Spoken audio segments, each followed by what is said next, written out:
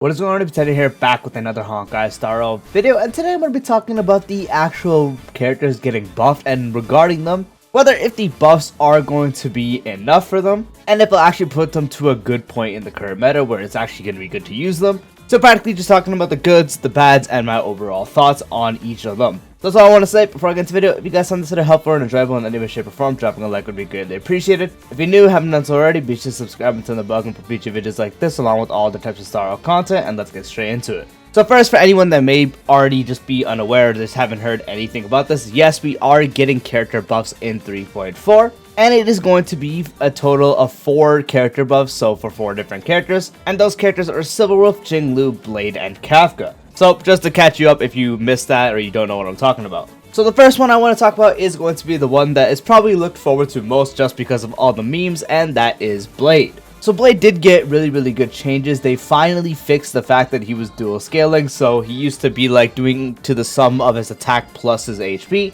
which was super bad for him as it significantly impacted his damage as you didn't want to focus on any attack on him. The better multipliers were on his HP, and he should have just been flat out HP scaling just like the other HP scalers we have to this day. So the buff did actually correct that, and now he is fully HP scaling, which significantly increases damage overall. To top it all off, his skill, which enhanced him so he got the enhanced basic attack, now also has a taunt. A really good taunt at that, the same amount that something like Yunli's Light Cone had. So having a taunt means he'd get attacked more, and that's what you want so you can get more follow-up charges to follow up more. On top of that, his Trace also got a buff for his Trace 3 where he now actually gets 15 extra energy when using a follow-up attack. And his new E1 actually was buffed as well to where it now includes his enhanced basic attack, so now his enhanced basic attack will also do more damage rather than just his ultimate. So Blade is actually a character where all of these are a plus, and it significantly increases his usage rate because now his damage is actually really good. Even though we did get the conversion to just being fully HP, his multipliers still are on the lower side, so he doesn't output the damage that obviously, more modern DPSs had,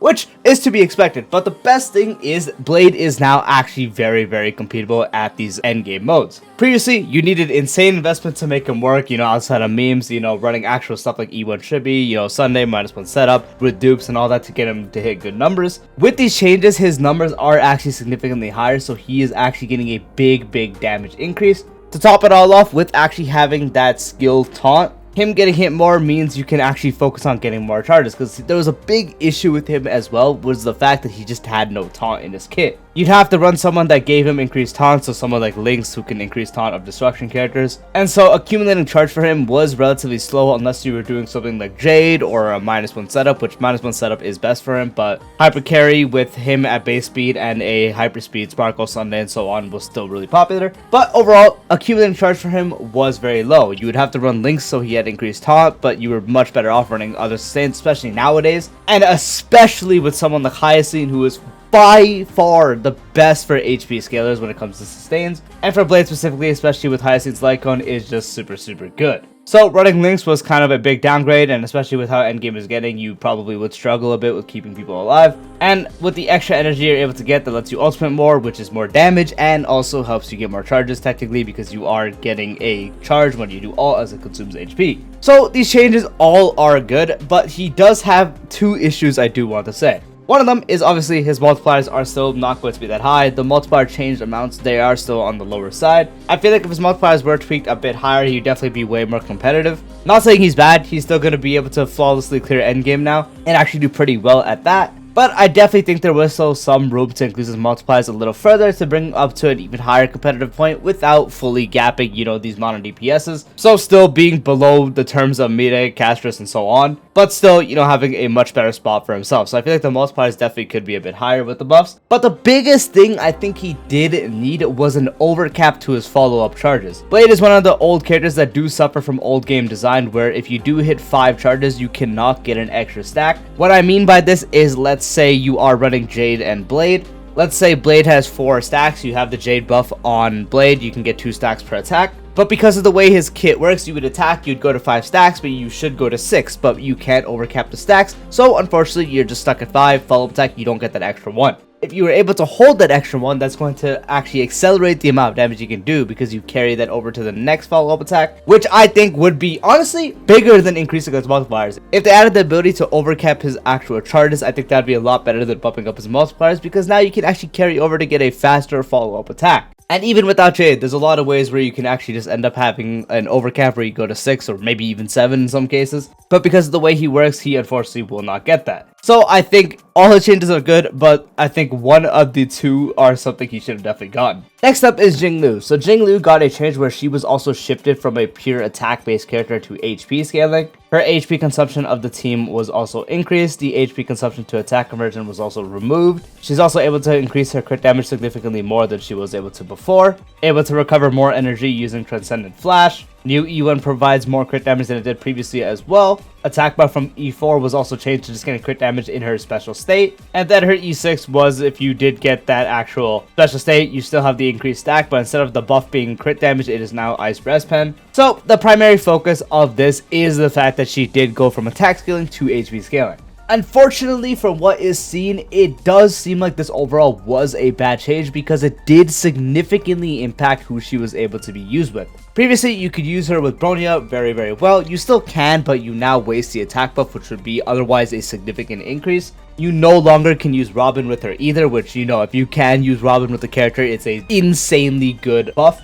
You know, if you had a setup with Ting Yun, unfortunately you can't do that anymore either. So with HP scalers, the problem with them right now is they're very much tailored towards specific characters. And the only teammates they really have is Sunday, Tribi especially, RMC, and Hyacinth. Those are like the significant increases, and now Jingliu is going to become another one of those. And then overall, the damage that she does do, I can't remember if it was a overall buff to her overall damage she can do. But from what I do remember is her damage was decreased. So the total amount of damage you can do, as opposed to previously with, you know, having the attack scaling, especially because you can use Robin with Tribi, but now you're stuck with using just Tribi, the overall damage you can do was actually decreased. And even if it was increased by a little bit, the whole problem is her team flexibility was shot. You are now forced to use these characters that are already in very high demand with the current HP meta. Hyacinth, you're usually always going to use her with Cassius if you have her, or Blade if you want to use him. Tribi, you will literally use her on any other team. Sunday, you will literally use him on any other team that isn't really Castrus, but any other team practically would want him.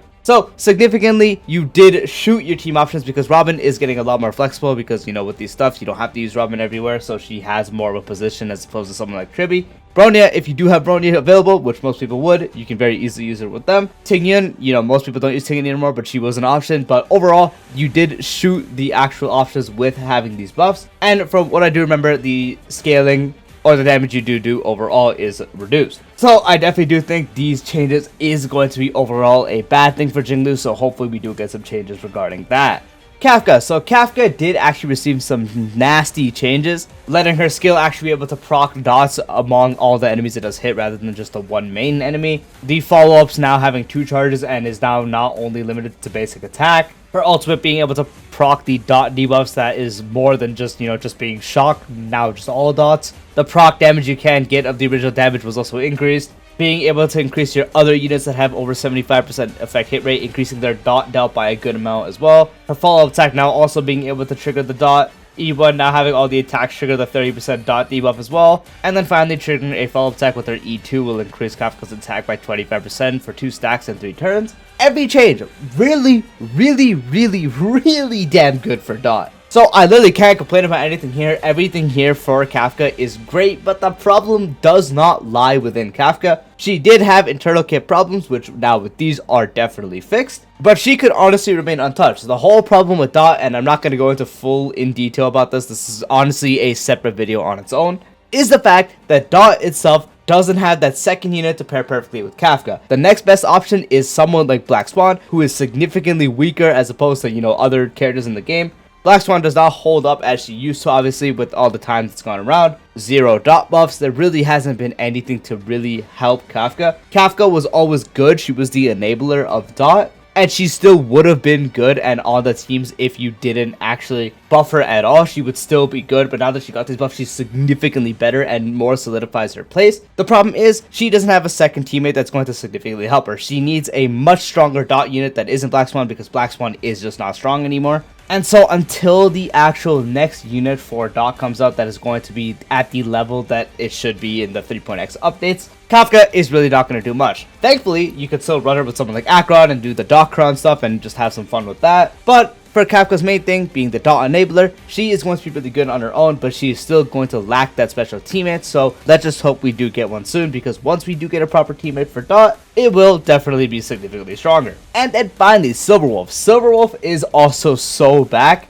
All her chances to implant debuffs was increased, so that allows you to build less effect hit rate. The duration of her weakness implant was increased, and it's no longer RNG on the team, so you can't really just end up implanting a weakness that they already have unless you force it happening.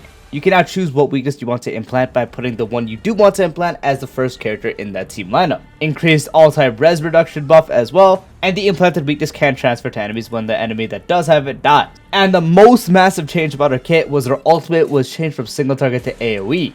So that single target 45% defense shred you did have is now fully AoE, which is going to be insanely good. The defense shred bug was also increased multiplied. Her new trace 2 now lets her regenerate energy at the start of the battle and 5 energy at the start of her own turn, which allows her to ult way quicker and accelerate her ultimate rotation. Her new trace 3 allows her to get a attack increase by 10% for every 10% effect hit rate. So you only really need to build about 50% effect hit rate on her. And her insane new E2 allows just to deal more damage to everyone on the field when she is just on the field. So Silverwolf existing on the field will make everyone take 20% more damage. And now anytime that anyone on your team does attack an enemy, they can inflict a random bug on them, thanks to how this new debuff works. So if someone attacks, Silverwolf can just implant a bug on them, which is insanely good for Acheron. So, first talking about our overall value with this, it's now not RNG for what actual implant of weakness you want to do, which is really good. That was a big issue that she had, was the fact that it was RNG, so that got really annoying.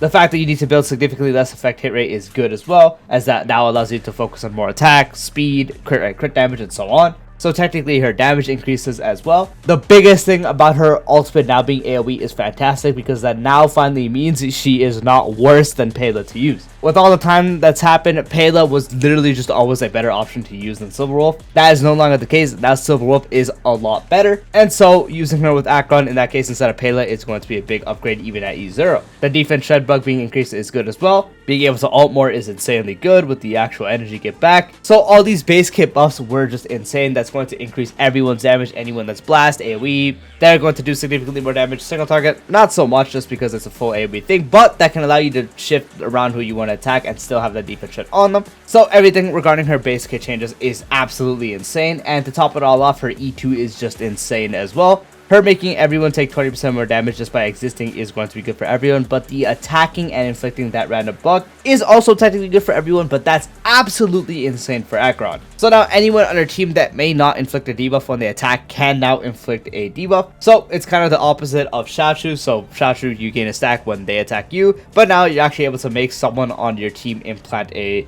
debuff onto the enemy to give Acheron a charge. So she can actually significantly accelerate your ultimate rotations on Acheron as well, especially against bosses who don't attack much or just any enemies that don't attack much. So Silverwolf, honestly, everything she got, practically perfect. She doesn't really need much else. She's a fantastic Nihility debuffer now. It's going to be probably very much more used, especially if you consider how popular Pela is. If anyone had Pela and had Silverwolf, you'd really always use Pela, and that's now going to be shifted to where now you always will use Silverwolf. So Silverwolf, she's going to have a significant better time in the current meta. And yeah, that practically is it. That's all the changes and also all my thoughts and if this is good enough for them. So as we can see, they're all good except Jingliu, to be honest. But they all still do have their issues, minus Silverwolf, because Silverwolf practically is just going to be significantly better. There really isn't much they could do without making her too broken as a debuffer. She is practically in an insanely good spot. Blade, really good, but still has issues. Kafka, she's also really good, but she has that core issue on her team. And then Jingliu